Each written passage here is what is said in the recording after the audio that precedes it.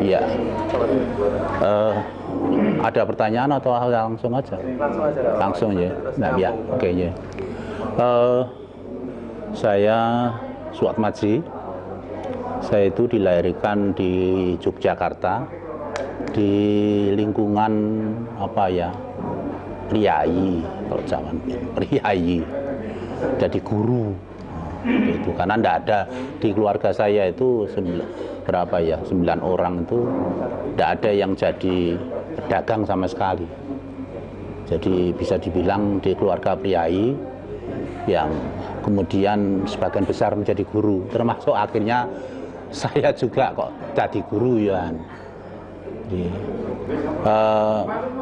pada saya dilahirkan pada tahun 52 di Yogyakarta.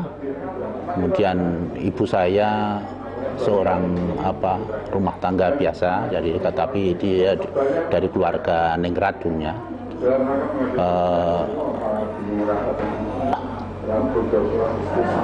Hampir semuanya orang tua saya sudah meninggal, sudah cukup lama meninggal.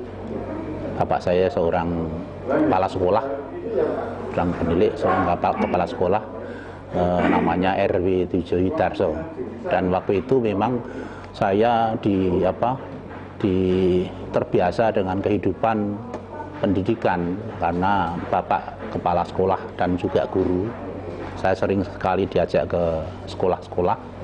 Di samping itu juga menonton wayang itu bagian dari kehidupan saya kecil sampai remaja, karena menonton wayang kulit itu bagian kesenangan saya dan bapak. Dan sehingga saya kadang-kadang juga keliling mencari di mana tempat pementasan wayang kulit Purwo. Waktu di Jogja biasanya di Sasoningil. Di Sasoningil itu sering diadakan setiap bulan, itu sejak saya kecil. Jadi saya kemudian yang kedua, saya sering diajak karena saya nonton wayang kulit, sehingga saya kepikir memilih wayang-wayang, tapi bukan wayang kulit. Yang saya dapat adalah wayang-wayang karton, wayang kardus yang dulu dari Klaten kemudian dipasarkan setiap sekaten di alun-alun Jogja itu. Dan itu saya mengkoleksi cukup banyak. Bahkan mungkin sampai sekarang saya masih punya itu yang polos-polos coklat-coklat itu karton. Nah, saya tertarik itu. Kemudian kalau soal wayang jelas saya mempelajari karena belajar dari buku, melihat langsung dan sebagainya, sehingga saya sangat mengenal wayang kulit. Wow. Termasuk dalang-dalangnya yang hebat, sampai sekarang saya mengikuti. Ketambahan setelah saya mengajar di Solo, saya banyak ketemu dengan beberapa dalang, beberapa teman-teman yang dari tari, dari dalang-dalang, dari isi Solo, sehingga itu memperkaya. Salah satu teman saya yang di Solo dulu adalah yang mengerti soal tradisi adalah Hajar Satoto yang kemarin barusan meninggal itu. Itu banyak sekali memberikan masukan tentang seni tradisi, dari mulai wayang kulitnya, bentuk wayang kulitnya sampai dengan pembaruannya, termasuk keris dan sebagainya. Itu saya dapatkan dulu dari Hajar Satoto, karena itu teman main yang hampir setiap harinya tuh main apapun main. Jadi saya setelah kerja di Solo, saya lebih dekat dengan Hajar itu, mana-mana main. Dari pengertian itu saya sudah dari awal sudah mencintai seni tradisi, ditambah dengan pengetahuan dari teman-teman yang tahu benar tentang seni tradisi, mungkin saya sangat komplit lah untuk seni tradisi. Awal saya menggambar waktu itu juga, waktu mahasiswa, saya juga diinspirasi dari hal-hal seperti itu, seperti wayang umbul dan sebagainya. Permainan-permainan wayang umbul itu sangat menarik, sehingga saya juga mencari bagaimana cara mendapatkan wayang umbul, karena waktu itu sudah termasuk agak susah zaman saya waktu mahasiswa. Mungkin kecil mudah, tapi kan sulit didapatkan. Kemudian saya agak melompat tadi. Kecil saya di rumah itu kebiasaan menggambar, saya biasakan menggambar di lantai dengan kapur, karena bapak itu guru, sehingga setiap saat dia membawa kapur. Kemudian menggambar di rumah itu dari mulai dapur, kamar tamu, kamar semua, dan dibiarkan terus oleh bapak. Karena setelah agak dewasa, setelah SMP itu disediakan board besar, termasuk di bawahnya ada set wayang karton tadi yang sudah komplit dengan sehingga saya sering mengadakan pertunjukan dengan teman-teman kecil waktu itu. Kemudian agak dewasa, saya di sekolah di Abirando di keraton tentang wayang Purwo. Itu hanya bagi saya mungkin pengkayaan. Akhirnya tetap tidak bisa jadi dalang wayang kulit, tapi bagi saya proses itu penting karena saya mengerti tentang wayang, kemudian mencintai, sehingga kenapa saya juga selalu menampilkan tema-tema tentang wayang dan sebagainya, karena memang tidak bisa menghindari, itu bagian dari kecil saya sangat akrab seperti itu. Kenapa saya harus mencari wayang umbul untuk dikolasekan di karya-karya. Tahun 70-an saya, bahkan tahun 67 saya masih di sekolah seni rupa, itu saya sudah menggarap dengan teknik miset media itu, dengan menempelkan drakon, barang-barang tradisi termasuk wayang, ini sudah saya lakukan sudah sejak 67. Kemudian diketahui banyak orang dan banyak kritikus itu setelah saya masuk mahasiswa, sebagai mahasiswa di ASRI, Sekolah Tinggi Seni Rupa ASRI waktu itu. Tahun 71 saya masuk, dan saya punya kesempatan banyak eksplorasi dengan berbagai macam barang-barang yang hubungannya dengan tradisi Jawa dan sebagainya, dakon dan sebagainya. Sehingga waktu tahun 72 saya tahun 73 itu saya pameran tunggal di sono, itu saya menggunakan berbagai macam itu yang saya sebutkan tadi. Bahkan saya terbiasa berkarya seni menggunakan barang-barang yang bermacam-macam, aplikasi barang bermacam-macam, dari wayang umbul, drakon, termasuk jaket yang ada saya gambar-gambar macam-macam, kemudian saya tempelkan. Jadi saya mengkolasikan jaket untuk lukisan itu tahun 72 saya sudah seperti itu. Masih kuliah ya? Masih kuliah. Tahun 73 saya mengikuti berbagai pameran tingkat nasional ya. Dan puncaknya tahun 74 itu Biennale di Jakarta itu saya ikut. Saya waktu itu masih mahasiswa, masih tingkat 2 saya. Masih tingkat 2, tapi saya sudah ikut pameran yang bapak-bapak sudah tua-tua waktu itu, yang kemudian meledak menjadi Black December karena masalah yang dapat penghargaan kok hanya karya-karya seperti itu gitu loh. Itu muncul Black December, kemudian muncul GSRB itu awal 75. Tetapi setahun sebelum kejadian tahun 75 itu saya di Jogja mengadakan pameran yang menyindir kenapa seni rupa tradisi yang dekoratif itu diumbul-umbulkan dan di sebagai seolah-olah itu kemunculannya ya kemunculannya seperti apa zaman waktu itu. Seni rupa sangat memang sudah ada seni-seni abstrak dan sebagainya sudah muncul. Karena saya dibimbing langsung waktu mahasiswa dibimbing langsung oleh Pak Wajar Hitik waktu itu. Jadi saya ngalami berkarya di kampus itu dibimbing langsung oleh Pak Wajar Hitik. Semua ide saya itu banyak sekali didialogkan,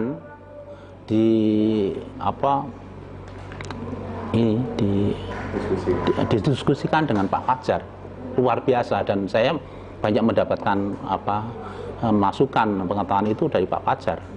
Zaman waktu itu yang namanya saya melihat poster-poster di Jogja itu tidak seperti sekarang. Poster-poster dari Beatles, bahkan dari Metallica, sekarang kan luar biasa. Industri iklan ini memenuhi dunia kita. Itu di area di luar, di outdoor sampai di buku, di internet sekarang kan luar biasa. Zaman waktu itu kan tidak ada. Bahkan itu ada poster satu pun yang berbau sedikit kapitalis, itu kena masalah, jadi masalah. Jadi Jim mengatakan waktu itu Jim mengatakan bahwa kenapa saya itu membuat itu gambar-gambar foto dan dengan cara drawing, dan bisa tampilkan. Jim saya sangat ngerti dengan saya. Jadi kalau Anda wawancara Jim, mungkin dia ngerti. Walaupun Jim berada di Bandung, saya ada di Jogja. Dia sangat tahu itu.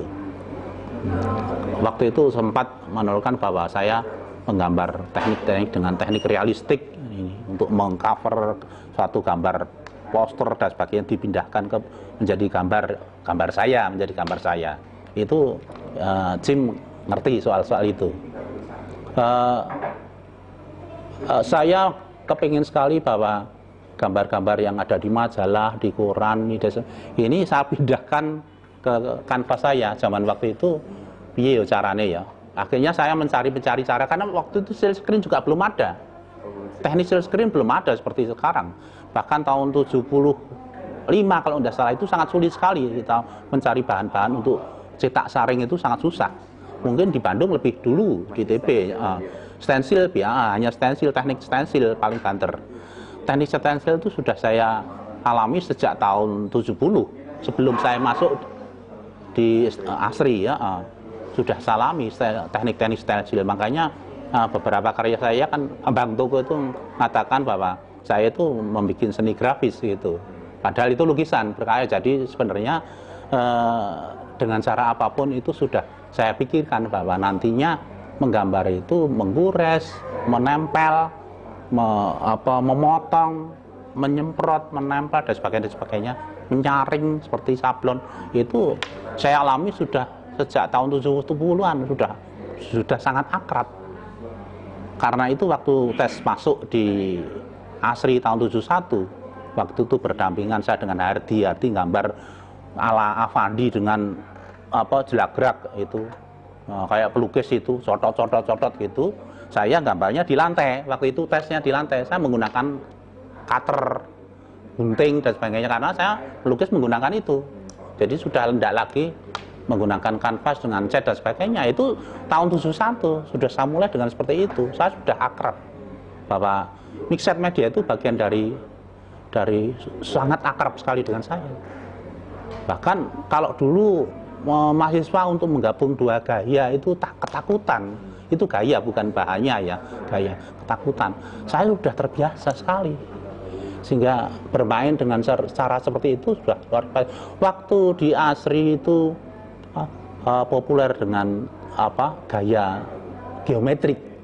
Waktu itu Harsono dan sebagainya, efek Harsono, semua geometrik, Pak Iko Supiyati dan sebagainya. Waktu itu geometrik, saya kepinginnya mau ikut seperti itu. Tapi saya merasa mikir, saya itu sabetane versi itu emane nak tak ilangke, lalu saya harus menggambar ngikuti gaya geometrik seperti itu. Akhirnya saya berpikir saya ada semacam kontradiksi.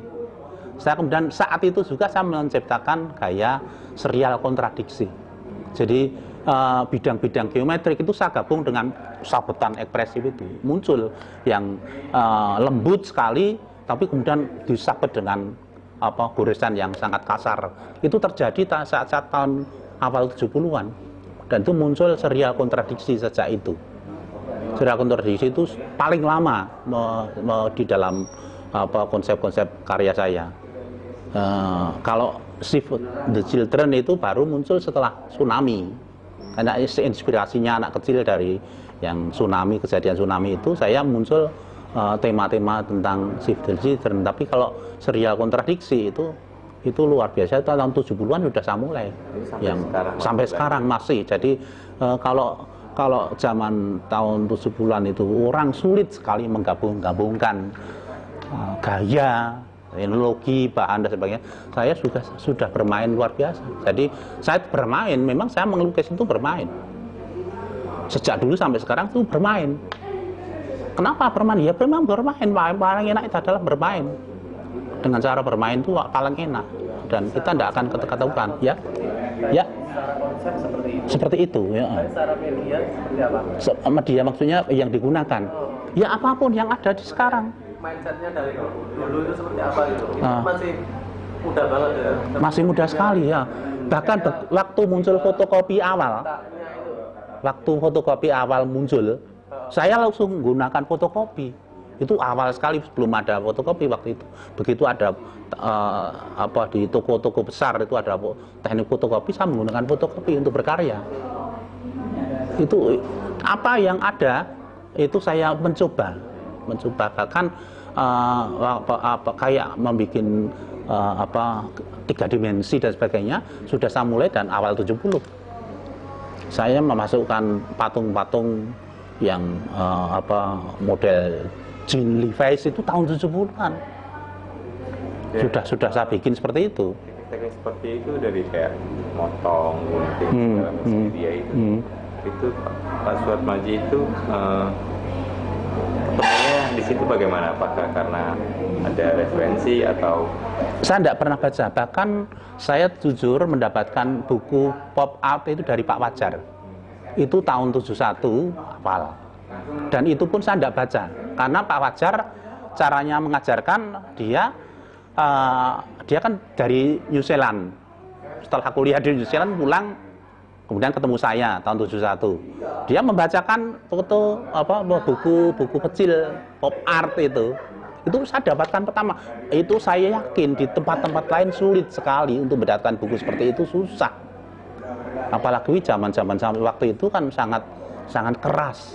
Kalau kita ini kan berbahaya itu, kita memasukkan sesuatu yang itu sulit sekali. Tapi saya tertarik apa adanya, kayak poster ini menarik sekali. Walaupun tidak sebanyak sekarang, tapi waktu itu ada poster, ini sangat menarik bagi saya. Jadi kenapa saya juga harus menggambar abstrak atau apa, kan poster itu menarik. Itu udah lama itu sebenarnya. Tetapi pada waktu itu kan sangat sedikit sekali. Jadi dunia industri, dunia kapitalisme itu baru masuk ke Indonesia, baru bisa. Kan sebelumnya dilarang. Orde lama, zaman sebelum Pak Harto dilarang, tidak boleh. Begitu orde baru dibuka kan masuk, awal masuknya itu. Ini saya tercengang oleh itu. Kemudian saya memasukkan itu semua dengan cara saya. Kenapa wayang umbul ini dan sama? Ya karena saya juga suka. Saya dulu bermain dengan itu. Jadi selain saya menerima dari luar itu, tapi juga permainan umbul dan sebagainya itu sangat akrab. Kenapa enggak saya pakai untuk bagian dari saya berkarya gitu loh. Jadi saya pikir itu wajar dan tidak masalah itu. Karena memang itu dunia saya, termasuk yang dunia baru, yang iklan ini dan sebagainya itu kan tahun-tahun 70-an kan baru masuk itu. Baru masuk itu. Itu menarik sekali bagi saya. Benturannya di kampus seperti apa? Kebetulan ada Fajar Siddiq. Kalau dulu hanya Pak Widayat, almarhum Pak Widayat, itu mungkin saya disingkang-singkang mungkin. Iya karena Pak Fajar waktu itu sangat punya wibawa dengan dosen lain, termasuk Pak Widayat. Dia dihormati oleh Pak Widayat dan konsep-konsepnya dihormati oleh Pak Widayat, sehingga saya diamankan oleh Pak Fajar waktu itu. Kalau mungkin tidak ada Pak Fajar, mungkin saya habis juga, ada tekanan pasti. Walaupun saya tetap berkarya seperti itu, tapi minimal saya mesti dapat tekanan. Karena Pak Dayat kan berbeda dengan Pak Fajar. Pak Fajar sangat terbuka, Pak Widayat seperti itu. Saya tahu persis, pengetahuan Pak Widayat juga dari Pak Fajar. Pak Widayat itu mengakui benar ketokohan, kepiawaian Pak Fajar. Jadi saya beruntung ada Pak Fajar Siddiq. Kalau mungkin waktu itu dosen-dosen yang berbeda lain, Pak Widayat paling unggul waktu itu, di situ paling senior kan Pak Widayat. Nggak ada Pak Fajar, habis mungkin. Mungkin saya akan bentur, akan clash terus menerus. Tapi enggak, karena orang Pak seperti Pak Fajar kan sangat terbuka, sangat luar biasa dia. Dia sangat saya sangat menghormati, kayak apapun. Pak Fajar tuh, tapi ya itu secara ekonomi tidak bisa hidup dari karyanya, berbeda dengan Pak Dayat. Ya. Sehingga memang kalau Pak Fajar sangat. Waktu saya bilang, oh, saya tidak tertarik geometrik seperti itu. Zaman semua menggambar geometrik, saya tidak tertarik. Saya kepingin memasukkan geometrik. Nah, ini ide yang dua gabungan itu saya ngomongkan dengan Pak Fajar. Pak Fajar ngomong, alah kowe iki sing penting kowe berkarya, nak mau ngomong ra ono gunane. Saya dibilangin gitu sangat akhirnya saya benar-benar harus buktikan. Jadi Pak Fajar bilang nggak ada gunanya kamu ngomong, lakukan kui. Sehingga saya melakukan itu benar, dan itu menjadi kebiasaan akhirnya. Apapun bisa masuk, sepatu, tempel, apa-apa. Ya, kenapa melukis dengan, bahkan melukis itu kan tidak harus dengan kuas, dengan apapun, dengan mencetak, dengan macam-macam. Sampai cetak itu dengan cara stensil itu sampai saya lakukan sampai hari ini. Karena itu tidak masalah gitu. Jika ada perkembangan digital, ada perkembangan fotografi, itu saya tidak heran ini, dan memang seperti itu. Dan memang seharusnya. Nah, sama mahasiswanya Pak? Ini ya? Tadi kan sama dosen. Nah. Mahasiswa biasanya di sana ada satu kelas itu ada 1-2 orang yang cukup dominan dan dihargai oleh dosennya. Ngikut biasanya. Itu otomatis. Jadi pengaruh itu bagus.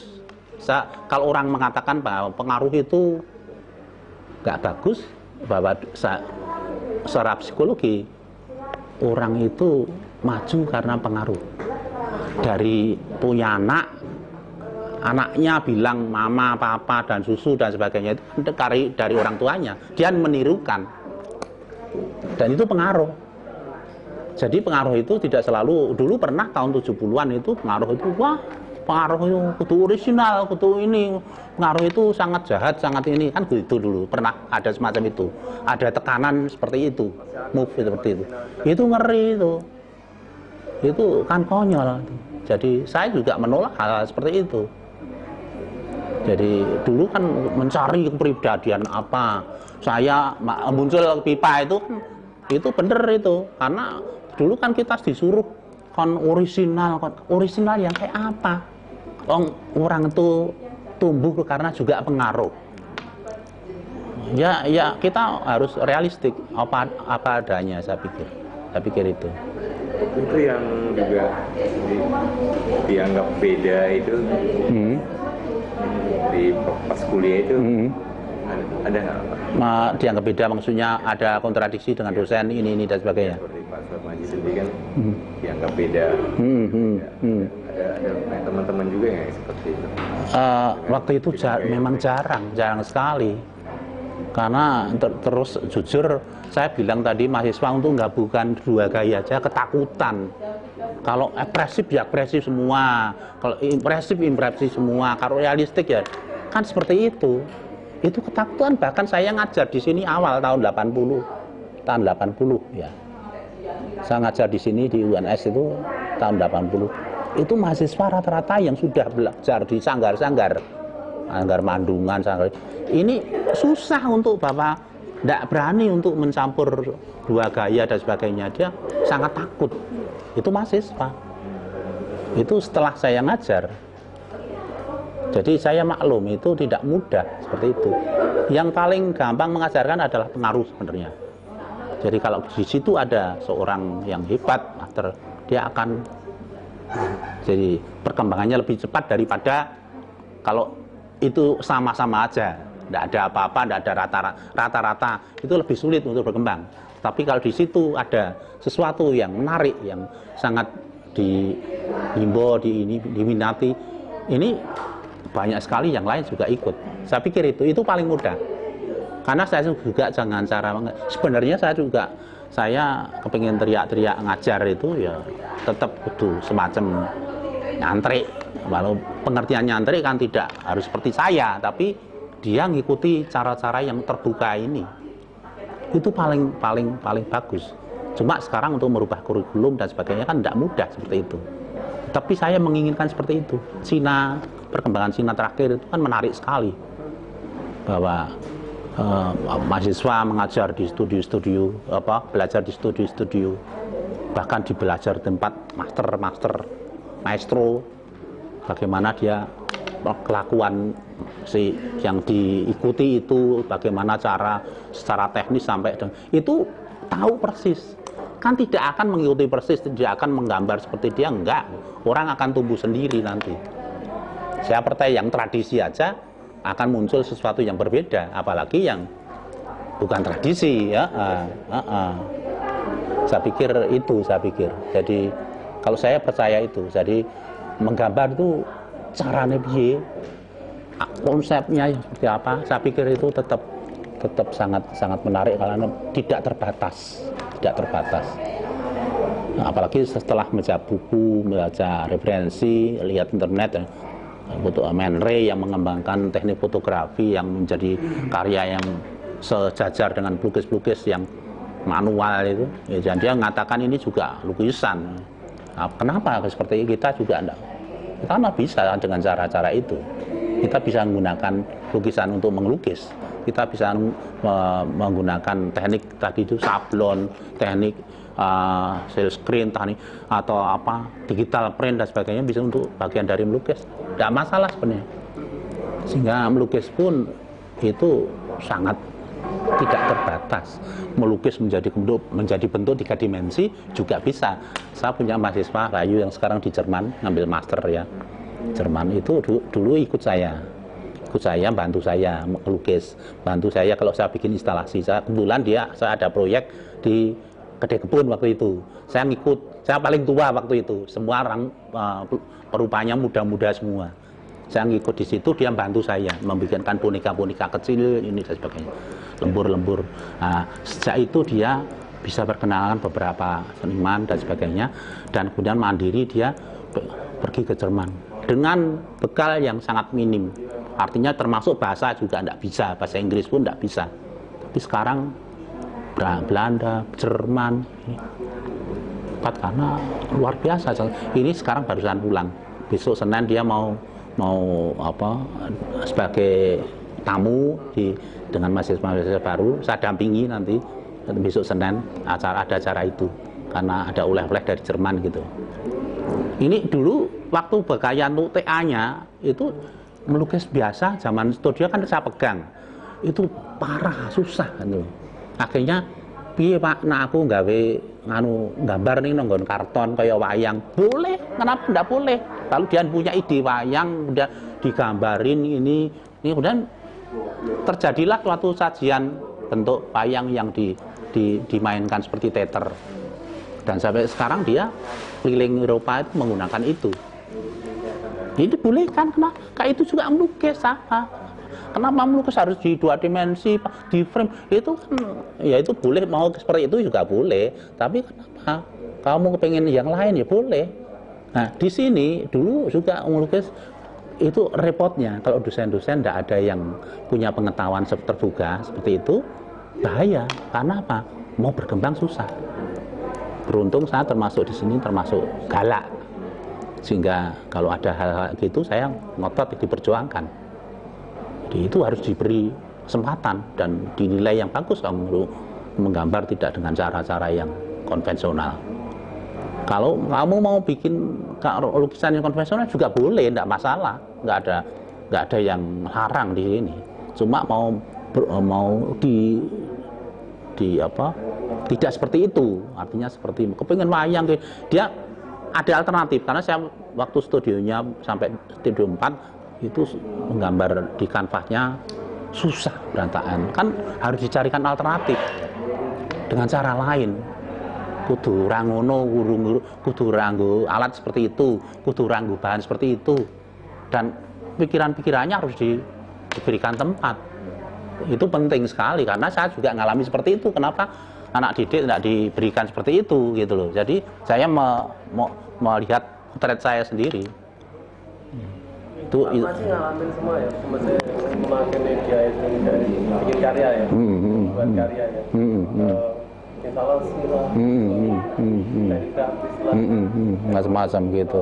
Ngalamin semua. Bahkan bahkan sampai ke orang mahasiswa yang mau mengambil teknik multimedia menggunakan film atau apa video dan sebagainya, silakan. Saya juga pernah berkali-kali membimbing itu dan dibolehkan. Saya memberikan tempat dengan cara apapun oke.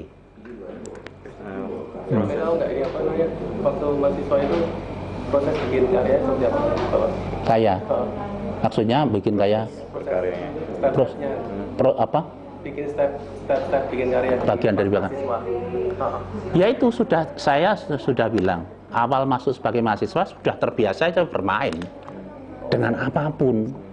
Jadi saya ceritakan tadi tes masuk aja lian halang, kan tes itu ketat, nanti juga harus pakai ini. Saya sudah menggunting, memotong dan menyemprot dan sebagainya di lantai saya udah kerjanya. Itu mulainya biasanya bagaimana Pak? Apakah dengan memutuskan aku mau mainan ini, medium ini, atau mainan dan bahan ini, ada pikiran terus Ya tidak cuma bermain gitu. Iya. Ono frame yang apapun, temanya apapun, dengan cara itu sangat mudah kalau saya, daripada saya harus menyediakan saya sendiri ya, kanvas. Memang itu saya lalui sampai beberapa tahun. Saya melukis terus terang saya mulai melukis secara serius, tapi tetap konsepnya bermain. Itu kan usia sekitar 11-12 tahun. 11-12 tahun tuh saya bermain bener. Drawing itu bagian dari sehari-hari saya, di mana buku atau apa kalau rapat sampai gini kita semua kita gambari. Itu sampai sekarang, bahkan saya waktu di Bandung ngambil master tuh di ITB, itu teman-teman itu kan berbagai daerah, itu ada 13 orang waktu itu. Itu kalau sekarang gambar gitu nunggoni, sehingga apapun yang merampung tidak jadi dia ngumpulkan, termasuk ini Pak Narsen tadi, itu salah satu yang orang yang dulu ngumpulkan gambar. Kalau saya yang ini dikumpulkan, dan saya senang ada yang ngumpulkan. Jadi apapun itu undangan atau itu apa kertas apa, tidak. Saya dekat dengan Haridono karena hal-hal seperti itu. Jadi tanya Haridono, saya itu Mas itu kayak apaan? Dia ngerti, sudah tahu sekali, karena jauh waktu dia baru masuk saya sudah berkiprah seperti itu. Saya dari informasinya dari Mas Mulyono. Pak Masir, itu referensi. Dia pakai pelawak pisang gendeng dari karya. Pak Mulyono cerita-cerita. Pak, ini periode kampus. Iya, Ji. Kemudian periode setelah keluar dari kampus. Setelah keluar dari kampus itu kan saya ngajar di sini. Langsung. Betul langsung. Enggak, setahun, karena waktu itu saya sebenarnya mau dijadikan dosen di ISI asli. Waktu itu Pak Fajar dan sekretarisnya Pak Mas Broto itu ngajukan saya untuk saya jadi dosen di sana. Sudah ngajukan, tapi ada sesuatu orang lain yang tidak suka dengan saya. Pak Kadir itu ketua. Pak Kadir itu karena merasa, wah kok kakak Ngadi nong isi kabeh, kakak saya Mas Sunarti itu loh. Itu kan di sana waktu itu ketua jurusan waktu itu saya merasa dia ndak dengan saya sentimen. Iki wong edan arep mlebu kene kayak engko saat sedulur orang kene. Nah, Pak Kadir kan dengan saya kan ndak suka. Karena saya tahu sikap saya yang sering protes ini kan dia ndak suka dengan saya. Sehingga dia waktu itu ketua atau waktu itu rektor lah. Kan saya diprotek Pak Kadir itu, sehingga saya susah untuk masuk. Padahal saya punya jelas ketua jurusannya Pak Fajar Hitik dengan sekretarisnya menginginkan saya sebagai dosen di sana. Dan waktu saya memilih di sini, saya ketemu Pak Wardoyo, almarhum Pak Wardoyo, itu bilang, "Atmaji kowe iki pengkhianat." Kenapa? Aku melayu ora gelem dadi dosen kene lho. Kan masalahnya bukan itu, masalahnya juga saya kalau waktu itu saya dengan terbuka, ketuanya menginginkan saya juga saya setengah hati. Saya waktu itu sudah disuruh untuk menulis untuk referensi, untuk bicara di mana di Jakarta untuk apa desain-desain cerita. Waktu itu tahun 78 waktu itu 78. Dan oke, kemudian penelitian wayang beber karena skripsi saya tentang wayang beber waktu itu. Tentang studi wayang beber di Pacitan itu tahun 77 saya. Dan itu waktu itu setahun kemudian dipakai untuk penelitian di ISI. Saya kan orang yang sangat dianggap paling tahu soal wayang beber waktu itu. Sehingga saya diikutkan tim untuk penelitian di ISI waktu itu. Saya juga bersiap-siap mau ngajar karena memang saya memang mau masuk yang rekomendasikan dari ketua jurusannya sampai sekretaris formal sampai di rumah ada surat itu bahwa Pak Wajar dan Pak Broto itu waktu itu mencalonkan saya harus jadi dosen di sana. Tapi saya melihat polemik, saya punya saudara di situ, saya merasa nggak enak. Mending waktu itu SK juga lama turun, kemudian kok malah di luar dugaan saya di UNS ada yang minta. Waktu itu Profesor Habib Sutopo yang menginginkan saya untuk ngajar di sini. Zaman waktu itu ketemu karena saya pameran tunggal di Stinggil di Solo, pameran tunggal. Waktu itu ada moderatornya Pak Don Mardani, Pak Habib Sutopo dan sebagainya, diskusi.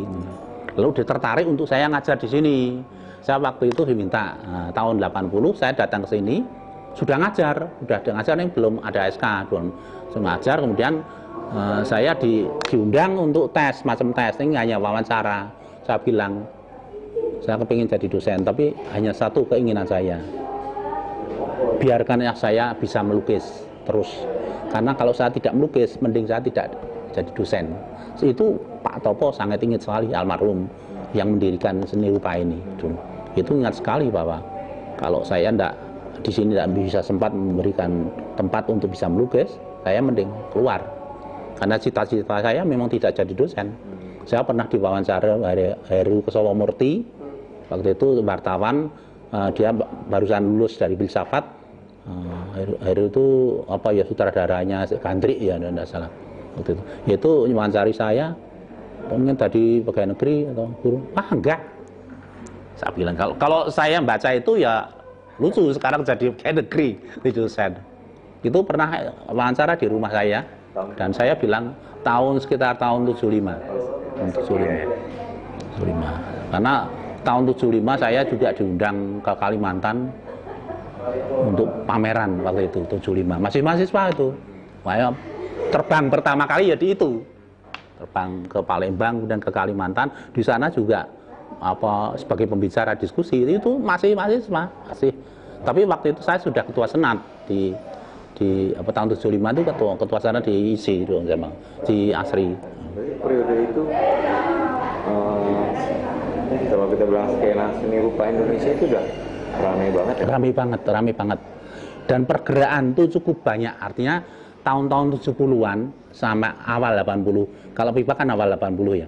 70-an itu pergerakan ramai sekali karena menghadapi rezim Pak Harto itu ya reaksinya banyak sekali. Tapi nggak mudah tidak seperti sekarang. Karena orang kalau ketangkap ya ngeri. Hilang bener itu. Jadi ngeri waktu itu. Saya ngalami waktu bikin seni rupa Nusantara tanda petik ya. Bukan Nusantara tanda pentung. Itu kan posternya kan saya bikin waktu itu. Posternya kan orang pakai topi baja tapi kepalanya Garuda gitu. Kemudian nodong di depan, jadi perspektifnya itu kita nonton posternya ditodong pistol gitu loh. Sepatunya Garuda itu sepatunya Lars itu. Jadi waktu itu kan posternya aja sangat provokatif. Itu kalau ketahuan itu ya parah, ketangkap ya bisa celaka saya. Dokumentasinya itu saya cari sampai sekarang nggak ketemu. Nisan Kristianto yang salah satu itu ikut saya, dia kan pelukis abstrak. Kemudian sekarang sejak itu kan semua kita ngelukis dekoratif, no. Tidak kalah dengan orang-orang yang pelukis dekoratif kan gitu. Saya mengumpulkan pelukis-pelukis yang cukup pinter tekniknya menggambar untuk bikin lukisan dekoratif tapi gaya kita gitu loh. Karena waktu itu kan tren yang dapat menghargai dekoratif semua. Nah, kita bikin itu judulnya Nusantara Nusantara, tanda pentung, di atasnya pameran dan penjualan. Jadi zaman waktu itu penjualan itu sangat peka, jadi nggak mau orang nyantumkan penjualan karya itu, nggak mau. Dianggap tabu gitu. Tabu, tapi kita nulis gede itu. Tapi ya takut, sejak itu kan kita nggak di pameran. Pameran kita hilang, di kampus juga nggak berani. Nah, kalau nanti di Ciduk kan udah nggak ada kabar sampai sekarang. Bisa seperti itu, hingga waktu itu kita ke Kaliurang. Sementara hidup di Kaliurang, di rumah nanti juga bisa diambil, di kampus juga diambil. Jadi ya susah lah, situasinya susah. Di luar tekanannya dari pemerintah? Ya pemerintah karena Agus Darmanto nulis menyerang pemerintah waktu itu. Agus Darmawan kan waktu itu bagian dari peserta saya, 7 orang itu. Dia kan nulis, karena memang dia kenal nulis, bikin puisi zaman waktu itu kan memang dikenal di Jogja seperti itu. Dia yang bikin pengantar pameran itu dia. Isinya menyerang pemerintah. Bayangkan Pak, dengan itu kan pasti targetnya kita. Jadi awalnya ketika pameran itu dibikin sebenarnya nggak ada pikiran sampai segitu ya? Segitu, cuma kita mau ngeritik kenapa karya dekoratif yang dapat penghargaan. Kita lukis-lukis bukan dekoratif ya waktu itu, bisa membuat karya seperti itu lebih jauh lebih baik. Dengan tema dan poster dan itu terus jadi masalah. Ya, tapi awalnya tidak ada rencana akan sampai sejauh itu. Ya itu. Masalah tadi kan akhirnya sempat ke beberapa tempat wilayah gitu, tapi aku mau tahu banyak sering lupa zaman itu antara Solo, Jogja. Kan ada itu silang saling antara seniman Jogja yang memang akhirnya beberapa berkunjung ke Solo, ada di sini, sebaliknya gitu. Sebenarnya waktu itu harmonis. Sebenarnya ya, kalau pertentangan ideologi kebudayaan, artinya cikal bakal kita punya punya itu kan Jogja Solo itu kan ngono terus. Dari zaman dulu harus beda. Bayangkan wayangnya, ininya, pakaiannya, ikatnya mondolan sini trepes, selalu berbeda terus. Itu sampai masyarakatnya seperti itu. Jadi kalau tahun-tahun 70-an pun orang Jogja nggak mau nonton wayang kulit yang nggak mau. Keperannya seperti Solo, kerja wayang orang itu nggak mau. Solo juga seperti itu. Nonton wayang kulit nggak mau seperti itu, seperti Jogja. Itu sangat keras sekali tahun 70-an. Nah, saya beruntung karena saya teman-teman di Solo. Jadi saya dibawa di sini, saya ngerti, berkumpul, sehingga saya ininya lebih terbuka. Lebih bisa belajar tentang Solo. Jogja sudah tahu lebih lama sehingga lebih terbuka, lebih ngerti. Sekarang ternyata kenapa seperti itu dimusuhkan gitu loh. Itu keras sekali loh. Jadi orang-orang tua termasuk masyarakat dan anak-anak itu mungkin sangat lekat sekali permusuhan itu. Dan itu sampai sekarang mungkin. Lalu kalau kita itu bermain seni rupa, pameran di sini dan sebagainya, itu memang saya keinginannya itu cukup kota besar. Solo itu kota besar. Saya di Jogja. Kenapa kita? Sehingga saya juga pameran. Sempat pameran tunggal di sini. Masih zaman mahasiswa, belum mahasiswa. Jadi sangat muda saya masih di sini. Kemudian dalam pameran itu ada diskusi. Bahkan saya ingat yang dari moderator aja Pak Don itu setelah 10 tahun setelah itu bukan orang main-main, jadi benar-benar orang yang sangat dipentingkan di sini. Tapi waktu itu sempat jadi moderator, jadi menarik sekali waktu itu. Jadi Pak Don, Pak Topo. Jadi saya main di sini sebelum jadi dosen itu sudah sangat beruntung, karena dari awal pengertian seni tradisi ada, sudah bisa memahami, apresiasinya sangat baik sekali, artinya tidak langsung juga menolak. Tahun 70 anak muda nonton orang Jogja, nonton Solo enggak mau. Solo nonton Jogja enggak mau. Itu sampai seperti itu. Saya punya teman Hajar Hatoto itu sangat-sangat luar biasa, bisa dia ngerti secara tradisi, kan ngerti.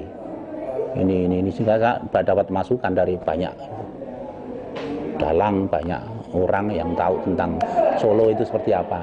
Hingga sampai sekarang juga saya nilai ndelok dalange. Solo Jogja enggak masalah nih, sing kaya apa, walaupun Jogja itu kayak gini, Solo kayak gini, saya tetap suka. Hanya melihat dalangnya sapa sik. Itu sekarang. Dan ini keuntungan. Termasuk musik gamelan, saya ngalami menikmati bener. Saya muda itu bisa menikmati gamelan dulu, klasik. Musik klasik ngalami karena sering main di AMI. AMI itu Akademi Musik Indonesia yang sekarang sudah. Itu saat teman-teman waktu itu kalau ndelok konser, ndelok ujiannya sih iki. Jadi setiap saat nonton, jadi sudah sangat akrab dengan musik-musik seperti itu.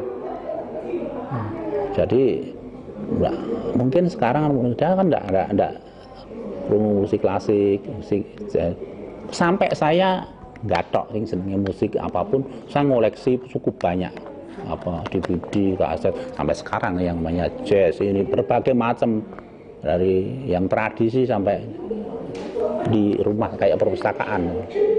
Karena itu pengkayaan bagi saya, penting, walaupun itu seni musik itu pengkayaan.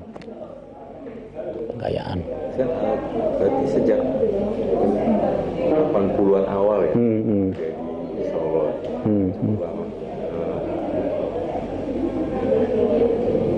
Gimana Pak Suat tadi lihat perkembangan dan berkembangnya ya, tapi secara kan seni rupa Solo dari periode ke periode memang agak sulit ya melihat Solo, tapi Solo kan pernah, HBS kan pernah ada.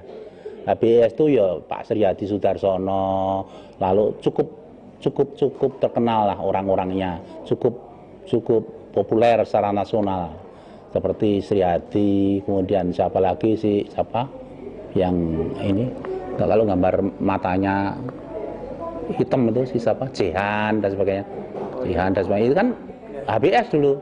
Cuma mereka itu kemudian semua ke Bandung, ke Jakarta, sehingga Solo juga ditinggalkan. Kemudian ada kelompok Dulah. Dulah itu kan teknik realis ya semua. Walaupun Dulah pindah ke Bali, itu kelompok itu cukup besar sebenarnya. Cuma ya mereka melukis secara realistik, teknik-teknik realistik semua. Dan sampai sekarang mungkin masih ada. Yang muda-muda masih ada. Cuma tidak mau mengembangkan seperti itu. Saya masih ingat waktu Dede Eri Supriya punya kemampuan melukis realistik yang dari Jakarta seperti itu waktu itu di Sesri, waktu itu masih di Sesri. Saya cari yang namanya Dede itu. Saya lihat potretnya pakai pakaian kayak semacam pakaian anak muda itu, berbeda dengan cara menggambar orang-orang lain. Dan saya ke gurunya Pak Harto waktu itu, tanya, Dede Eri Supriya rumahnya di mana? Saya diantar di Kuncen itu waktu itu, di Kuncen. Waktu dia masih sebagai orang kos di situ, karena baru kelas 1, kelas 2, masih muda sekali waktu itu. Saya suruh mengeluarkan gambar-gambarnya. Zaman waktu itu nama saya sudah sangat dikenal di Jogja. Jadi dia manut, keluar semua. Karya-karya keluar yang kecil-kecil, yang besar-besar. Saya lihat itu memang teknik realistiknya bagus. Tapi nak kowe kok ngono terus, kowe ora bakal bisa tidak mungkin bisa menjadi seniman yang benar. Karena gambar kok ngono itu gak lewkeh, ya bilang gitu. Lalu saya mulai berikan banyak ngomong sharing ya. Dia teknik caranya gambar, caranya ini sampai saya berikan suatu stimulasi. Nak kowe gambar 10, nanti kamu gambar 10 sampai 10 dan besar-besar, karena kowe gambar cilik-cilik tidak ada gunanya. Gambar besar-besar takjak pameran dengan saya. Dia kan senang sekali gitu. Wah, luar biasa. Hampir kiriman bahan dari Jakarta itu kanvas tuh dia selalu digunakan untuk mempersiapkan pameran itu. Sampai pernah dia tuh melukis besar sekali di dalam studionya, di dalam ruang kosnya itu, karena terlalu besar sehingga dia bawa keluar tuh sulit, sehingga memotong pintunya dan sebagainya waktu itu. Itu terjadi, tapi saya anjurkan untuk gambar besar-besar, ukuran format yang besar-besar. Mulai dia pameran dengan saya. Pameran, seni rupa baru muncul. Pada tahun-tahun itu, baru 1 tahun seni rupa baru muncul. Melihat Dede di pameran itu, ada Dede gambar seperti itu. Ketoknya di seni rupa kan belum ada yang teknik realistik waktu itu, seni rupa baru. Diambil, akhirnya masuk seni rupa baru. Nah, saya berkibar mulai itu Dede mulai awalnya seperti itu. Dan dia benar waktu itu saya serius ini punya. Jadi sampai sekarang pun sebenarnya banyak para pelukis itu yang bisa gambar teknik bagus. Tetapi piye carane kreatif ya, tanda petik kreatif ya. Piye carane kan enggak ngerti. Nah, mereka perlu. Salah satu contoh juga ini yang pernah dibina si Jim, si siapa? Sekarang di balai itu si Cina itu yang keren. Hah? Si siapa? Setiakara. Cina. Setiakara itu apa? Ini kan juga kalau dia awalnya kan gambar-gambar ya teknik anak buahnya Dullah kan gambar seperti itu semua. Tapi kenapa dia bisa bagus berbeda? Karena ya diberi arahan piye anak kreatif iki nek kok ngono tok wis. Tunggale akeh no. Nah, gitu loh. Kan seperti itu sebenarnya. Ini sekarang juga masih banyak pelukis-pelukis seperti mau ke Malang itu ke Batu. Mereka terampil tangannya, tapi kalau dia tidak diberi pengertian carane ya kayak gitu, tunggale akeh.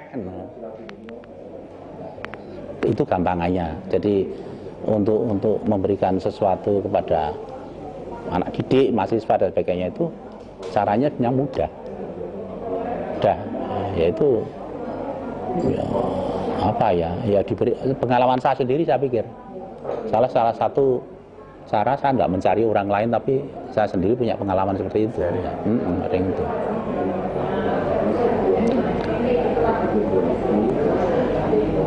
Kalau secara organisasi itu? Secara organisasi saya pernah ikut di Sanggar Bambu. Cuma saya waktu itu kalau masuk di Sanggar Bambu harus ada pelatihan, harus ada proyek. Artinya kalau di sanggar cuma tengok-tengok turu mangane nggo ngopo ngono.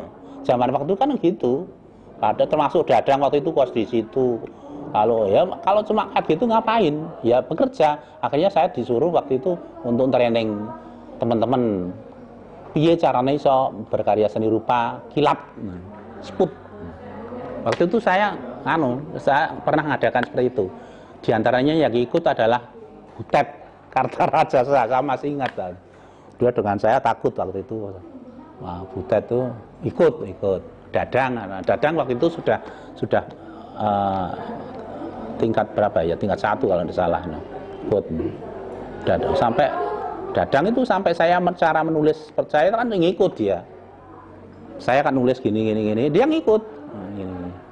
Ya nggak apa-apa, dia nanti saya percaya walaupun seperti saya dia akan muncul Dadangnya tetap. Tapi awalnya adalah tadi itu nyantri itu penting sebenarnya. Tanya sendiri Dadang. Kalau ngomong soal saya, mungkin Dadang tahu saya, sangat tahu. Tanya Dadang Kristanto. Selain itu, ya, Dadang Kristanto. Lalu kalau pelukis ya sama pelukis ya. Lalu siapa lagi ya? Ini siapa ya yang kira-kira? Selain Sanggar Bambu? Saya banyak lama di Sanggar Bambu, cukup lama. Karena waktu itu yang lain enggak. Yang lain yang kelompok, jadi bikin kelompok aja. Kelompok waktu itu tahun 75 itu perupa, udah pakai perupa loh, seni rupa muda Indonesia. Seni rupa muda Indonesia. Fotonya ada di depan kampus Gampingan tuh, di pintu yang lama pakai kawat itu loh. Itu di depan itu. Itu pernah dikoleksi kok waktu itu. Yayasan Semedi waktu itu gambar itu. Pernah diambil itu. Itu kelompok pelukis kelompok. Bahkan itu sempat karya-karyanya setengahnya keliling Indonesia, di Palembang, di Kalimantan, yang bawa saya waktu itu. Dulu sistemnya caranya gimana sampai bikin pameran keliling sendiri atau? Biasanya dia hanya nama yang tertarik itu nama ini, kemudian kita berteman dengan ini piye-piye. Kalau pameran kelompok itu tahun 70-an sangat tren pameran kelompok itu, ngetren. Bahkan saya pernah disponsori oleh W. Serendra tahun 70-an, itu pameran di Balai Prajurit Jogja itu. Balai Prajurit sekarang jadi apa ya, enggak tahu ya. Tugu, dekat Tugu, Tugu. Di dekat Tugu. Itu pameran di situ. Dan waktu itu masih di situ memang tentara yang berkantor di situ tentara. Saya pameran di situ. Yang buka dan yang sponsori W.S. Rendra. Foto-fotonya masih ada, foto-foto di dokumen. Waktu saya sharing di rumah Mas Rendra, omong-omongan ini gimana, itu masih ada, saya masih komplit itu. Banyak ya dokumennya. Jadi kalau pameran kelompok sebenarnya tahun 70-an sangat itu organisasinya gimana sampai bisa sering ada, kayaknya waktu periode itu sering ada pameran keliling kota. Itu ada. Tetapi dulu yang banyak itu Pertamina. Pertamina. Ya. Bahkan pelukis-pelukis cukup ternama, misalnya di Bandung Sadali, Sriati dan sebagainya itu keliling. Tapi itu kan sudah apa ya? Sudah, kalau kita ngelihat zaman waktu itu ya itu elit. Itu pelukis elit karena disponsori Pertamina. Bahkan frame-nya kan kita ngiri waktu itu. Frame-nya bagus-bagus sekali itu. Kita kan sulit sekali untuk mencari seperti itu. Dia bisa membiayai Pertamina karena. Jadi zaman waktu itu seperti itu. Saya tidak banyak menggunakan frame. Tahun 70-an itu apa ya? Papan pakai sudah melukis sudah kanvas saja, di papan langsung gitu. Itu tahun 70-an 71 itu saya. Jadi beruntung tidak terlalu banyak memikir frame, karena harga frame waktu itu sangat mahal. Mungkin jauh lebih mahal dari kanvasnya dan sebagainya ya. Sehingga saya agak tertekan kalau harus mengikuti seperti itu. Saya jarang menggunakan frame-frame cukup bagus karena mahal memang.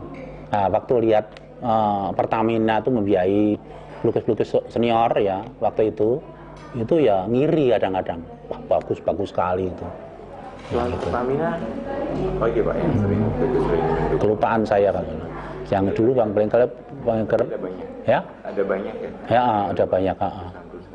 Kalau sponsor katalog dan sebagainya itu cukup banyak. Saya dulu Menara Solo itu selalu menjadi tujuan untuk membikinkan katalog, tapi secara gratis gitu loh. Menara Solo. Ya, itu cukup gratis waktu itu cukup enak. Jadi kalau menara aja, tapi menara kan berada di Solo, sehingga saya harus ke Solo. Karena waktu itu perjalanan Jogja Solo juga nggak seperti sekarang mudah, 1 jam nyampe. Sekarang dulu kan nggak seperti itu. Hingga dulu ada tren mencari bahan-bahan silkscreen, bahan-bahan cetak saring itu ke Solo, karena Jogja masih sangat nggak ada, susah sekali waktu itu. Lebih maju Solo. Lebih maju karena di Solo ada batik, ada ini lebih dulu, sehingga industri batik itu kan di Solo besar banyak, sehingga peralatan untuk cetak saring itu di sini lebih dulu ada. Di Klewer dan sebagainya itu sudah ada. Di Jogja nggak ada waktu itu. Saya ingat tahun 76, 77 kan saya nyablon kaos-kaos desain sendiri itu loh. Ada karena Kompas waktu itu ada ini cerita bersambung Musashi itu. Lalu saya bikin Musagong. Musagong tuh kepalanya itu bagong. Tapi ininya badannya Musashi ini. Untuk kaos itu masih ingat. Si Hari Budiono mungkin ingat waktu itu masih. Itu untuk sendiri atau buat ya dijual kita itu susah, untuk menjual seperti itu masih susah. Ya dipakai banyak untuk sendiri. Lalu di Solo, di Jogja tambah ada Bentara itu awal 80 itu menarik sekali. Karena dulunya kan nggak ada. Hanya beberapa tempat yang untuk pameran. Kemudian Bentara muncul itu awal 80-an. Dan waktu itu masih jadi satu dengan toko Gramedia waktu itu. Nah, saya kenalan Hajar Hatoto dengan akrab itu di situ, Hajar Hatoto. Karena Hajar Hatoto mimpin pertama kali Bentara di Indonesia itu, Bentara Budaya ini Hajar Hatoto, pendirinya. Hampir saya setiap malam di situ, tidur di situ, ngobrol di situ sampai udah apa-apa di situ, di Gramedia itu. Kayaknya ada perkembangan nggak dari kekaryaan Pak Anwardi dari awal sampai sekarang? Mungkin ada beberapa periode ada perkembangan atau perubahan lah. Mungkin dari karyanya, dari konsepnya. Iya, ya itu perubahan-perubahan memang awal itu serial kontradiksi itu awal aja, awal. Itu cukup lama. Kemudian setelah tsunami itu Shift the Children itu sampai sekarang itu saya menggarap itu. Tema judul Shift the Children. Ada sekitar 3. Jadi serial kontradiksi itu waktu itu memang tidak hanya masalah teknik bahan, tapi juga menggarap temanya benar-benar kontradiksi yang dikemukakan dengan dalam media gambar itu kontradiksi. Tidak hanya melihat temanya, tapi juga bahan-bahannya kontradiksi. Karena kenapa surrealisme kontradiksi? Karena dulu kan apa-apa harus senada, selaras, dan ini muncul itu kan karena itu. Dan ini banyak kaya sekali. Sampai mencoba banyak-banyak bahan. Saya waktu itu lihat koran, lihat majalah, kok bagus biar caranya mindah ke sini. Cara-cara ingin memindah itu pun selalu ada, kan teknologi belum modern, belum ada scan, belum ada fotokopi, belum ada, sehingga saya koran itu selalu murin pakai sabun, pakai gosok gitu. Ada gambar-gambar yang sampai sekarang masih menggunakan itu, sehingga peristiwa pemboman di Vietnam itu saya juga menggunakan serial itu, bikin kecil-kecil tapi banyak. Itu menggunakan itu gosokan sabun tadi. Jadi ada pesawat dari koran, dan jadi pesawat sudah di situ. Lalu ngebom di situ. Nah, kemudian muncul tahun 71 muncul ide untuk menggambar kontradiksi tadi, serial kontradiksi, yaitu perang Vietnam dan Amerika waktu itu. Sehingga saya ngambil bendera Vietnam dan bendera Amerika saya satukan. Bendera bener, tapi dari plastik waktu itu. Masih nggak itu, Pak? Ya? Fotonya masih nggak? Ada. Itu kan dapat Windy Memorial tuh. Dapat penghargaan Windy Sorensen Memorial. Itu kan hilang itu. Hilangnya itu ketika festival film Asia di Jogja. Panitianya kan banyak sekali, ada isi, ada ini. Ini bisa di pingpong, sana ada sana, sampai sekarang tidak ketemu. Tapi fotonya masih ada, tapi hitam putih. Hitam putih. Jadi ada bendera Amerika dan Vietnam itu digadukkan gitu. Itu dapat Windy Sorensen Memorial. Kemudian yang kedua tadi Shift the Children. Yaitu bermula karena saya melihat tsunami, ya. Tsunami itu sudah tidak bisa apa-apa. Kok ngelukis itu tidak bisa, sudah nangis, sudah rasanya sudah sedih tok. Ke orang sedih itu ya tidak bisa apa-apa, sudah mau bekerja apapun tidak bisa. Ya udah, itu setelah itu sekitar 1 bulan baru bisa bekerja. Lalu waktu itu gini, kan ada cerita di Thailand itu ada tempat wisata di pantai itu yang banyak dikunjungi oleh turis-turis Amerika atau. Nah, itu ada salah satu anaknya yang masih umur 5 tahun atau 6 tahun, 5-6 tahun anak. Nah, waktu itu dia melihat tsunami itu dari pelajaran sekolah. Dari sana kan sudah ada animasi, sudah ini diceritakan ini dan sebagainya. Kalau tsunami datang itu gejalanya ini. Anak kecil itu kan sudah di sini, sudah di kepalanya. Dia lihat kondisi gejala seperti itu kan orang biasa sudah tidak ngerti. Tapi anak kecil kan ingat pelajaran di sekolah. Mau tsunami, dia teriak-teriak ke mamanya, ibu bapaknya, dia cerita ini, ibu bapaknya juga karena dengar anaknya bisa bercerita, langsung dia beritahu, dan itu kebanyakan bisa menyelamatkan sekian banyak orang karena hanya anak kecil yang tahu, yang dari pendidikan. Sehingga saya tertarik Pak, anaknya itu harus diselamatkan. Caranya dengan cara pendidikan dan sebagainya.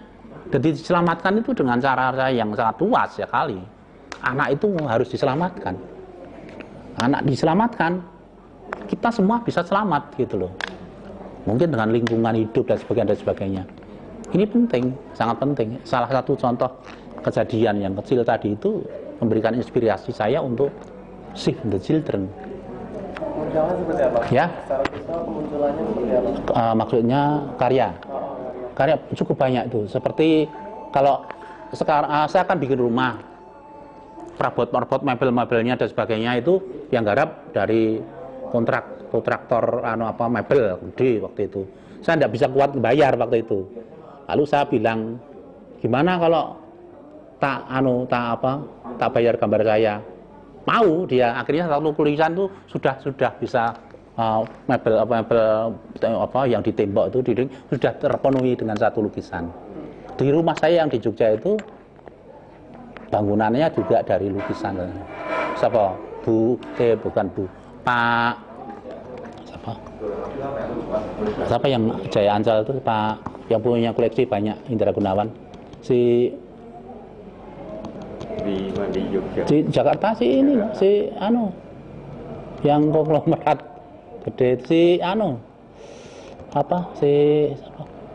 yang dulu Jaya Ancol, aset Jaya Ancolnya gede sekali itu. Siapa kok ini saya bisa hilang, siapa Pak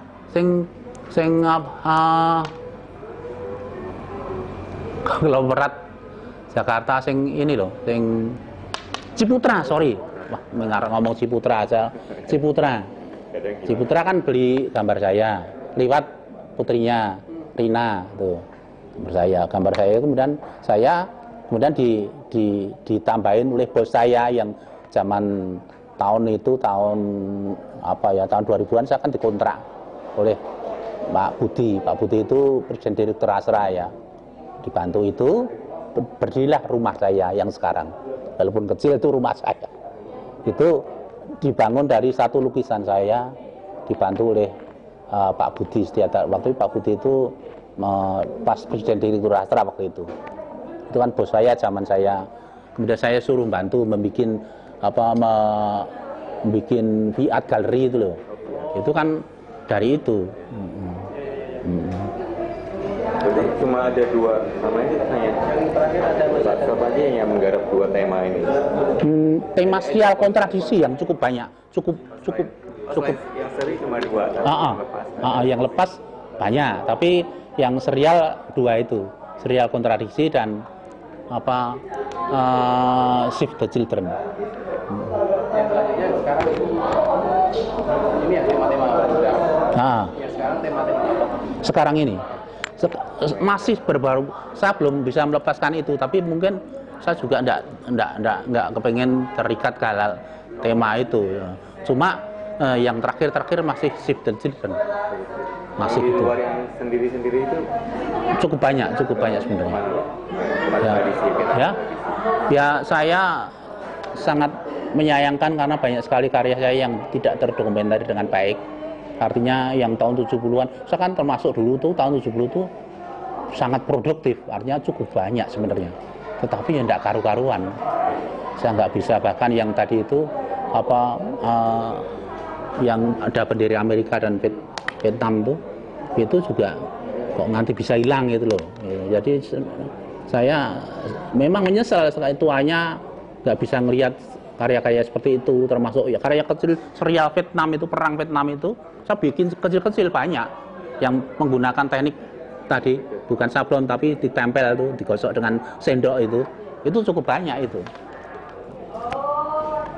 Lalu sayang sekali saya tidak bisa sangat teliti untuk menginventarisasi itu.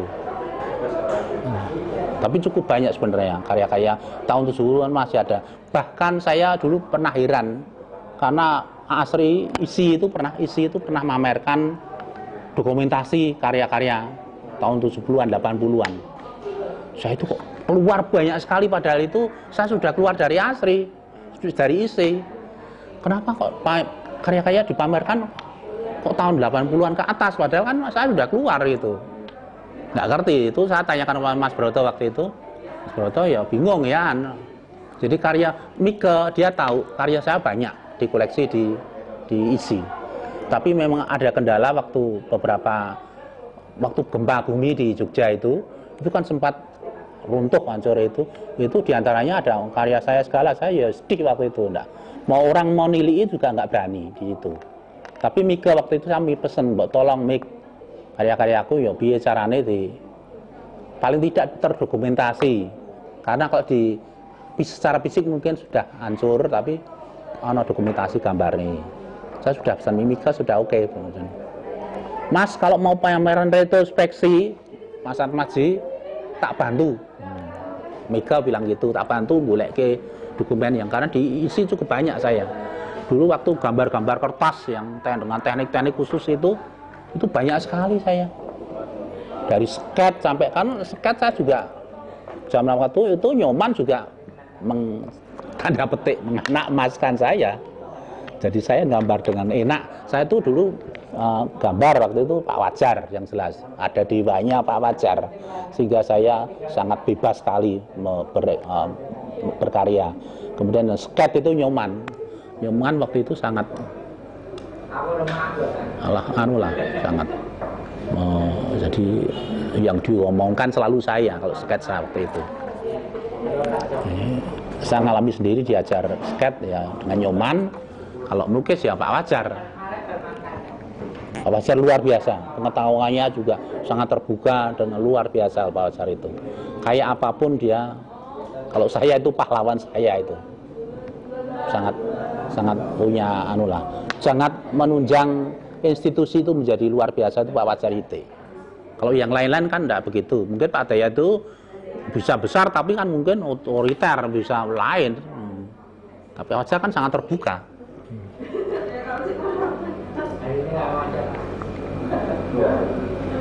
Ora runtut ya, ini yes ngene iki, enggak apa-apa. Saya senang sekali kerjasama dengan teman-teman yang waktu itu memang saya mungkin paling tua dhewe rasane. Cah nom-nom dan gawe instalasi, gawe ini bermain-main, saya ikut dimelukan seperti salah satu contoh waktu di Gede Kebun itu kan saya muda, paling tua sendiri saya. Belum lama ini ya Pak ya? Ya masih Agung waktu itu ya. Agung Ngeliak. Dan lain-lain dengan muda-muda sehingga saya waktu itu minta satu ruangan dewe, satu tempat untuk bikin main-main. Bermain-main satu ruangan sendiri itu. Ya saya menarik. Saya pengen seperti itu. Walaupun setua apapun saya masih pengen bermain terus gitu, bermain. Karena prinsip saya bermain. Bermain nggak pernah bosan.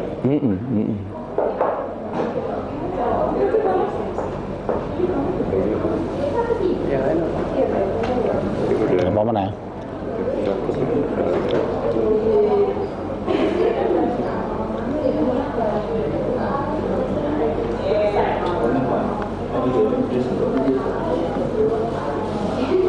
Kalau ngomongin Solo itu ngikutin nggak sampai sekarang? Saya ngikutin. Saya pernah memang saya ngalami juga waktu zaman Murtijono masih ketua TBS itu saya pernah diikutkan untuk semacam meneliti survei tentang Solo, seni rupa Solo. Kemudian saya waktu itu ini dari Amerika lupa lagi. Amerika itu apa? Yang sering memberikan beasiswa Ford Foundation itu yang memberikan dana itu waktu itu. Masuk kemudian saya menulis, kemudian saya presentasi di Taman Budaya tentang seni rupa. Ya memang karena saya ngalami, saya di Solo pernah sebagai ketua Pak Wongso Paguyuban Wong Gambar Solo, walaupun pernah ditentang oleh sebagian orang Solo karena saya asli Yogyakarta, ini kok jadi ketua Pak Wongso. Jadi anggotanya otodidak, jadi pembikin poster film, pembikin lukis becak, pembikin macam-macam. Itu saya ketuanya waktu itu. Dan luar biasa, bahkan kalau mampir di Solo yang artinya ke kampus, pulang itu sudah ada yang menyediakan kamar ruangan untuk tidur untuk ini teman-teman dari Paguyuban Wongso Solo itu. Menarik sekali karena beda, bukan orang kampus, tapi orang bermacam-macam. Pak Wongso itu Paguyuban Wong Gambar Solo. Kemudian ya cukup menarik, cuma saya alami hanya sekitar tahun 80 sampai akhir 80 karena kemudian saya ke Bandung, TB waktu itu, Bandung, jadi hilang lagi udah, pulang sudah tidak ada, sudah tidak ada. Kalau di Sanggar Bambu cukup lama karena waktu itu masih bisa dibilang masih SMA kelas 1 sudah di sudah di ya enggak, saya seni rupa, langsung seni rupa ya. Ya, saya merasa pede. Jadi setiap di tempat seni rupa saya sangat pede itu. Dari zaman awal sekolah sampai mungkin sekarang udah ya. Karena itu bagian dari saya. Dan prinsip saya tidak terlalu merenteng atau apa, yang bermain itu loh. Udah. Bermain itu menarik sekali karena tidak pernah habis-habis. Pak, kalau itu kondisinya di Solo dilihat dari sekarang banyak aktivitas yang dilakukan oleh itu ditentukan oleh apa namanya umur gitu. Dari kesepuan juga masih aktif gitu kan. Beberapa kegiatan yang muda-muda juga melihatnya bahwa gimana di Solo sekarang? Di Solo saya pikir kalau yang tua ya sudah habis. Dulu legendaris Solo itu cukup banyak, sains yang banyak itu, tapi ya bisa dibilang udah habis, nggak ada sekarang. Sekarang muda, yang muda itu minimal ya orang-orang yang diharapkan dari institusi yang ada seperti ISI Solo dan UNS. Dan yang di luar itu antara itu kan seperti kalau saya dulu sempat ngurusin orang-orang yang bukan dari apa suatu pendidikan formal seperti Pak Wongso dan sebagainya, mestinya sekarang juga. Kalau sekarang itu masih seperti itu menarik. Karena itu penting, itu kan hanya stimulasi aja untuk mereka bisa berkarya dan melihat. Yang kedua, orang untuk maju itu plesir. Itu penting, plesir tanda petik kan. Bukan plesir orang, ini plesir itu melihat apapun. Bahkan di Jogja ada peristiwa, saya sampai sekarang mahasiswa saya suruh seperti prinsip plesir itu. Solo, Jogja kan sekarang cepat sekali. Dulu juga seperti itu. Jadi melihat Jogja kan lebih banyak event daripada di Solo, jauh. Apalagi galeri-galeri di Jogja cukup banyak dibanding Solo. Solo nyaris tidak ada. Jadi nonton, kenapa kita nggak mau? Hanya sebentar, 1 jam. Saya selalu mendengungkan itu, aktivitas itu. Tapi sebaliknya di Solo itu pertunjukan itu luar biasa. Seni pertunjukan itu sakti Solo. Apalagi yang tradisi. Itu Solo hebat ya. Tapi seni rupa itu rada lamat-lamat. Ya ada, tapi ini kenyataannya ada, tetap ada. Apalagi kalau itu dasarnya lahir dari institusi, jelas ada. Cuma ya itu, nonton keseluruhan itu amat-lamat. Kadang-kadang kita tidak diikutkan gitu loh. Kadang-kadang event apapun Solo itu tidak pernah dipilih untuk apa, itu kan. Kadang tidak ikut. Seperti UNS itu kadang-kadang ya dilupakan, padahal itu eksis. Di sini ada fakultas seni rupa itu ada. Sebentar lagi kita jadi fakultas seni rupa yang gedungnya sendiri dan lepas dari sastra dan budaya, sastra dan sejarah. Mungkin akhir tahun sudah mulai. Cuma apa ya? Yang sekarang ada itu ya ada komunitas, kelompok-kelompok komunitas. Ada yang memang backgroundnya itu mencari uang, ya. Ada yang kelompok studi, tapi cuma kelompok kecil. Jadi kelompok studi itu biasanya juga lahir dari institusi, di ISI maupun di UNS muncul itu anak muda-muda kelompok itu. Kalau di luar itu ya itu prinsipnya cari makan. Jujur saya sejak tadi nggak mengatakan, saya itu tidak pernah berperan ikut pasar seni di Indonesia. Nggak tahu itu saya. Kan sekarang perupa-perupa muda boom pada hidupnya sangat di atas layak ya. Karena pasar. Zaman saya kan tidak ada pasar. Tetapi ngapain saya harus takut itu gitu loh. Sekarang kan sangat disengaja, artinya anak muda pun wah piye carane. Saya tahu ceritanya anak-anak muda yang sukses. Dari mulai siapa yang sekarang kaliber sampai ke si yang anak Padang, anak muda itu, dari jendela, kelompok jendela sampai si anak-anak muda itu, itu bukan jendela, yang bukan jendela. Dari di si anu barang itu, si yang kemarin pameran di Sangkring itu belum lama. Terus siapa sing dulu tiang-tiang listrik lalu ada batu segala itu siapa? Andi Wirman. Itu kan sejarahnya kan dia dulu mainnya di Fiat. Dari ini kemudian piye carane ketemu ngane si siapa? Si kan dikontrak si anu ta? Bukan Andi. Dikontrak siapa namanya? Dikontrak Edwin ta. Kesana nekat bawaannya rangsel ini ngomong ngapusi ini. Udah pernah ketemu, udah. Padahal nggak ngerti. Bahkan jam waktunya datang yang menyapa Edwin aja dia bingung, nggak ngerti itu Edwin. Jadi keberanian itu kan sekarang disengaja. Termasuk waktu Jendela datang ke tempat OHD, cerita Oeng Chin tentang kelompok Jendela awal-awal masih muda itu kan luar biasa. Itu beraniannya zaman sekarang mungkin seperti itu. Zaman saya kan beda. Tidak mungkin saya harus datang ke kolektor minta untuk dibeli untuk ini dan sulit. Apalagi saya ini kerja lain ya dulu. Kerja apa gitu dulu. Sekarang luar biasa, ngerti mensiasati pasar, ikut ini lelang ini luar biasa anak muda sekarang. Hal itu ya memang penting dia harus eksis dalam soal ekonomi ini kan penting. Dengan yang lain memang ada sesuatu yang kadang-kadang kurang bagus. Ya mereka banyak melihat, otomatis mereka kan ikut ke adver di Cina, di Singapura, otomatis kan banyak melihat karya-karya yang dianggap bagus, mutakhir, sehingga mereka bersiasat. Dan itu juga penting, itu yang saya katakan pelesir kan itu.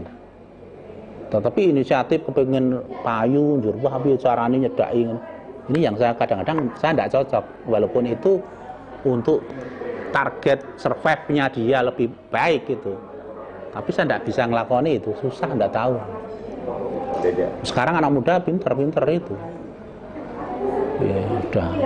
Yang kemarin pada pameran di Fiat masih kondisinya hancur-hancuran kayak gitu. Termasuk si siapa? Anak Jendela si siapa? Juru bicara Jendela. Alfi Sumadi. Itu ikut pameran di Fiat kan masih gambarnya pusing ngeluh kayak gitu.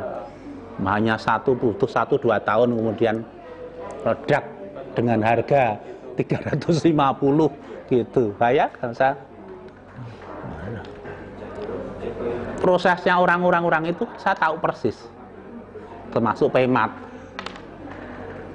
Tapi hebat itu bagus. Karena mau seperti itu.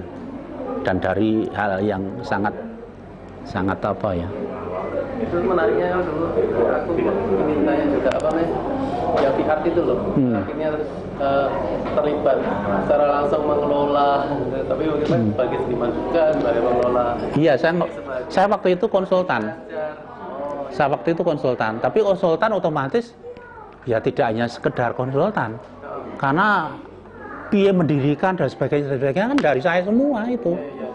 Kan dari awal. Padahal saya bukan tidak akrab dengan pasar saya, tapi saya harus mengelola dengan rupa, yaitu belajar sendiri memang. Lalu saya harus menghubungi komunitas lingkaran-lingkaran pembeli. Saya tidak mengatakan kolektor, tapi lebih cenderung pembeli lah. Ini kan macam-macam, ini kan ada anunya, ada jaringnya. Ini penting karena untuk mendirikan sesuatu kalau tanpa ngerti itu ya tidak ada gunanya. Makanya itu sampai sekarang saya juga ngajar di sini manajemen seni. Padahal tidak punya latar belakang itu. Tapi dari pengalaman dari ini, kemudian banyak baca dari internet dan bahkan saya di sini mengajar manajemen seni. Saya sering sharing dengan siapa dosen si muda si Mika. Kadang Pak Mak, anu jualan mau Mas, kowe ngajar nang kono delet, aku ngajar nang kene dia. Dulu kan dia pernah mau melamar di sini dulu. Tapi tidak berhasil, kemudian malah sekarang sukses di Jogja sendiri itu. Mega. Itu bidang yang sebenarnya saya tidak punya sekolahan. Saya tidak pernah sekolah manajemen seni, tidak ada. Tidak pernah ngulang. Tapi karena pengalaman saya bisa tahu persis gitu loh. Cara ngelola galeri dan sebagainya. Baru ada 2 tahun juga nih. Ya. Baru muncul 2 tahun yang lalu. Aku mulai juga pas Mas Niko mulai masuk kayak secara intens. Ini besok tanggal 2 saya memberikan ceramah ke mahasiswa baru bersama Bayu. Tapi waktu kuliah perdana itu juga temanya manajemen seni dan pameran. Karena saya punya pengalaman banyak soal itu. Jadi sepertinya kalau untuk manajemen pameran orang dulu lebih itu ya, zaman dulu kan semuanya kan dikerjakan sendiri. Sendiri ya. Tapi masih zaman leaflet ya cuma. Iya, bener. Sampai yang namanya dulu nulis itu namanya digawe dhewe kabeh. Satu lengganan akhirnya saya diborong untuk ini gawe iki sampai seperti itu. Si kan nulis kan tulisannya apik kan gawe iki.